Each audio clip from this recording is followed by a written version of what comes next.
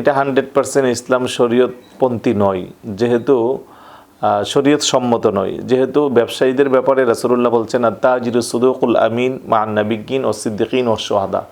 সত্যিকার নেককার আমানতদার ব্যবসায়ী যারা, তাদের হাসর নাসর হবে নবী যারা, সিদ্দিক যারা, শহীদ যারা, তাদের সাথে।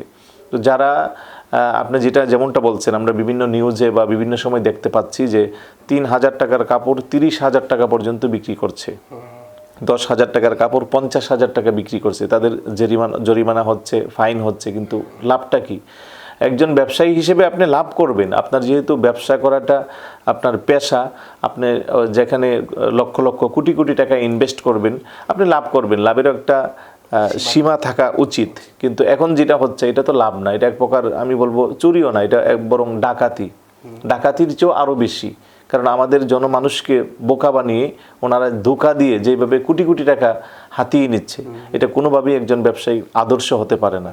এবং নেককার ব্যবসায়ী যেমন রাসূলের সাথে হাসর হবে, আবার যারা ব্যবসাকে সিন্ডিকেট করে বা এই অসাধুভাবে প্রক্রিয়া করবে, তাদের উপর আল্লাহর জিম্মাদারি থাকবে না, আল্লাহর রাসূলের কোনো জিম্মাদারি থাকবে না। এমত অবস্থায় যদি সে মারা যায়, সে কাফের বেঈমান মুশরিক হয়েও কবরে যেতে পারে। সুতরাং যারা ব্যবসায়ী আছেন, আপনারা এই ব্যাপারে সচেতন থাকতে হবে। অবশ্যই আপনাকে লাভ করতে হবে, আপনি সীমিত আকারে লাভ করবেন, যেটা করে মানুষের গলায় ছুরি দেওয়া হবে, ওইমনটা করা যাবে না।